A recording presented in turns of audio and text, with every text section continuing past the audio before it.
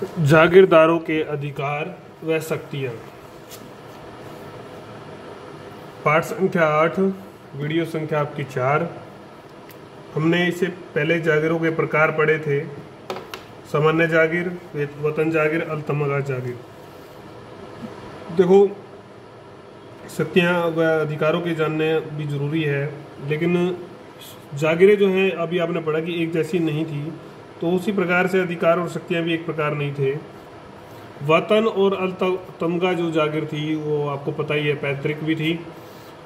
उनमें जो जागीरदार होता था वो सर्वे सर्वा था, सारे अधिकार उसके पास थे। जो कि सामान्य जो जागीर थी उसकी संदर्भ स्थिति जो थी भिन्न थी। कई नियंत्रण जो है शासक ने स्थापित किए थे। दस्तूर व जो शाही फरमान थे उनको पढ़कर तो ऐसा ही लगता है कि इनकी स्थिति काफ़ी दयनीय थी, जबकि रियलिटी की अगर हम बात करें, वास्तविकता की बात करें, तो स्थिति बिल्कुल विपरीत थी। उनके पास काफ़ी अधिकार थे, बल्कि वो चुनौती भी बन गए, कई बार शासक के लिए चुनौती भी बने। इनका संबंध हम पढ़ाए हैं कि राजस्व व्यवस्था से था, कारिंदों के माध्यम से या स्वयं जैसे भी अपना जो तंत्र था सरकार के लोगों के माध्यम से जो है ये कर इकट्ठा जो है करते थे। ये काम इनका था। प्रशासनिक अधिकार सल्तनत काल की तरह तो प्रयोग इनको रिटर्न में तो नहीं मिले हुए थे, लेकिन ये उन प्रयोग करते थे उन अधिकारों का।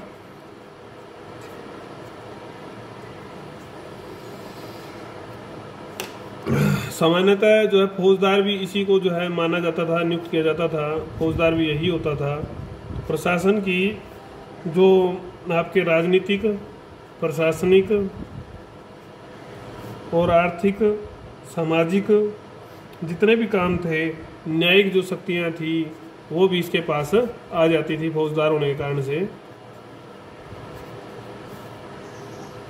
शांति स्थापित के लिए ये जो है पुलिस अधिकारों का प्रयोग करता था, और आपने पढ़ा था कि सैनिक टुकड़ी भी ये रखता था, राजा की सहायता करता था।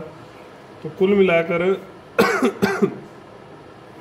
इरफान हबीब और सतीश चंद्र की अगर हम इतिहासकार हैं बहुत बड़े, इनकी बात अगर माने तो इनके अनुसार जो इन्होंने कहा वो ये था कि सामान्य जनता के लिए वो शासक था। कौन? जमींदार। सामान्य जनता उसको शासक ही मानती थी, या शासक का जो है प्रतिनिधि विशेष रूप से उसको माना जाता था। ये जनता का रवैया उनके प्रति था। फिर आता है आपका जागीरदारी संकट। ये था 5वां बिंदु।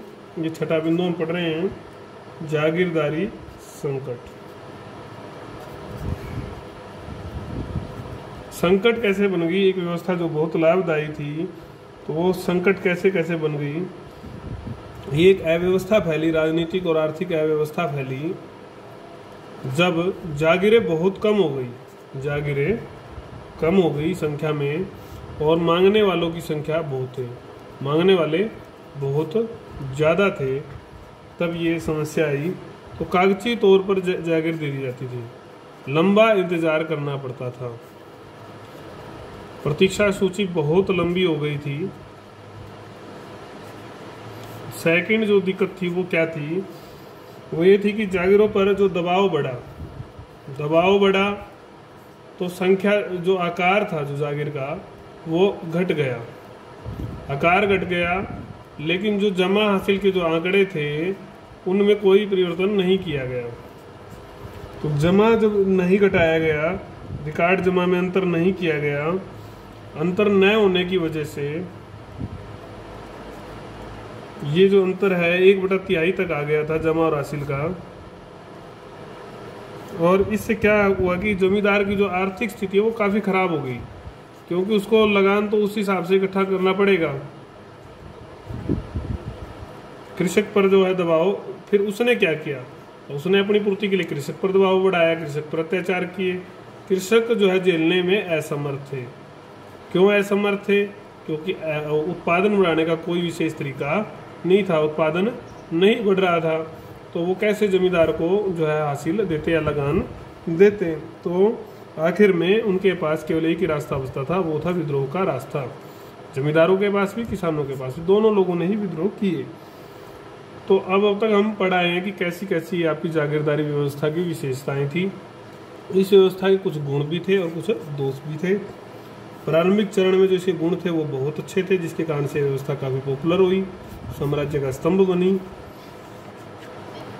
साम्राज्य के पास बहुत बड़ा अभिजात या कुलीन वर्ग था। अब इनको दरबार में तो सबको पद दिए नहीं जा सकते थे, सबको बड़े पद जो है दिए नहीं जा सकते थे, तो कुछ सम्मानजनक पद देना जरूरी था। और सबको दरबार में एक साथ रखना भी ठीक नहीं था, एक साथ रखना भी जो है हित में नहीं था। तो यह व्यवस्था अपनाई गई, इनको पद भी मिल गया और दूर दूर चले गए, थोड़ा नियंत्रण भी हो गया, काबू जो है पाया गया इसके माध्यम से। दूसरा क्या था, योग्य व्यक्ति जो थे उनको एक अलग से प्रशासन चलाने का जो अवसर जो है उनको मिला, तो उन्होंने अपनी प्रतिभा को निखारा, प्रतिभा को जो है प्रस्तुत किया और उसका लाभ जो है प्रशासन व्यवस्था को मिला, तो प्रशासन व्यवस्था सुधरी। तीसरा जो आपका बिंदु है, संचार व्यवस्था तो इतनी विकसित थी नहीं उस समय में, तो इतना विस्तृत जो साम्राज्य था उसकी देखभाल तो करनी थी। विस्तृत देखभाल के लिए, सही ज्ञान के लिए, वहाँ की स्थिति पर नियंत्रण के लिए सम्राट ने क्या सोचा कि शक्तियों का विभाजन कर दिया जाए। तो शक्तियों का विभाजन किया गया था इस व्यवस्था के माध्यम से, जिससे साम्राज्य में शांति भी आई और स्थायित्व भी आया। अगला बिंदु जो चौथा है आपका, वो है कम से कम खर्च में, कम से कम खर्च में उत्तम प्रशासन चलाना। और वो इन्होंने किया भी। ये इसकी प्रमुख या केंद्र बिंदु जो था, ये इस व्यवस्था का यही था, केंद्र बिंदु विशेषता थी कि कम से कम खर्चे में ये इसका व्यवस्था चले। पांचवा जो आपका बिंदु है वो है कि जागीरदार केवल कर मात्र इकट्ठा नहीं करते थे, बल्कि वो प्रशासक भी थे। तो वहाँ की जो सामाजिक समस्याएं थी, प्रॉब्लम्स थी, उन सबको ये सुलझाते थे। और वहाँ पर जो भी सांस्कृतिक सामाजिक विकास करना है उसमें भी इनका ही योगदान जो है रहता था, भूमिका इन्हीं की थी। तो ये इस प्रथा का जो है, इस संस्था के जो है गुण थे। अब हम बात करते हैं दोष की। दोष एक काफ़ी दोष थे जिसके कारण से जो मुगल साम्राज्य पतन कगार पर पहुंचा। पहली तो थी कि आर्थिक स्थिति जो है वो कंगाली हो गई, मतलब राज्य जो है कंगाली के द्वार पर आ गया। कैसे? इससे क्या हुआ कि राज्य का जो विकास तो दूर था, विकास तो क्या होगा कि सामान्य जो प्रशासन था वो चलाना भी क्या हो गया था, कठिन हो गया। ये इसका एक दोष था। क्यों, कैसे हुआ ये? खाली सा जो भूमि थी उसको जो है परिवर्तित कर दिया आपने, अलग अलग प्रकार के जागीर में बदलने के कारण से उसको जो है आपका मौलिक जो राज्य का स्वरूप था वो नष्ट हो गया। मौलिक स्वरूप नष्ट हुआ। कई शासकों ने प्रयास भी किया लेकिन संभव नहीं उसका संभालना। तीसरा जो आपका बिंदु है वो है कृषक के लिए घातक थी ये व्यवस्था। कृषक के लिए घातक कैसे थी? क्योंकि कृषक जो है वो शोषण का सबसे बड़ा शिकार था इसमें। तो इसकी जो जिम्मेदारी न तो सरकार ने ली और न जमींदार ने।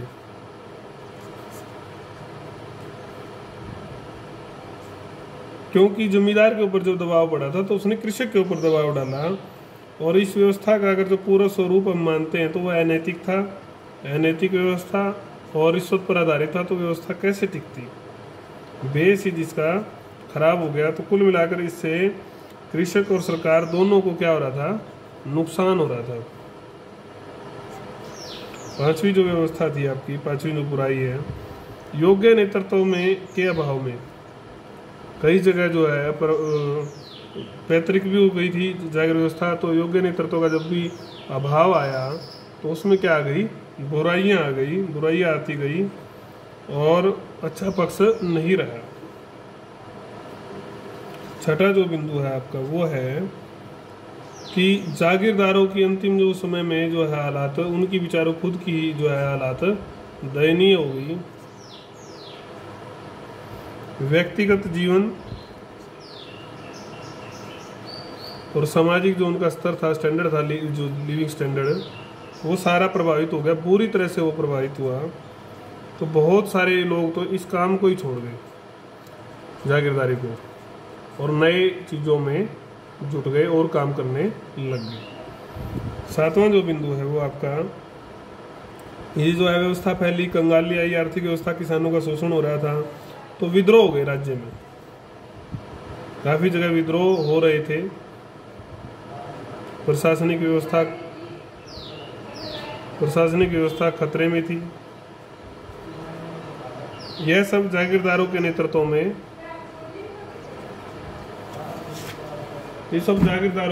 में, हो रहा था। तो ये विखंडन का आधार जो है व्यवस्था, फिर साम्राज्य के विखंडन का आधार बनी।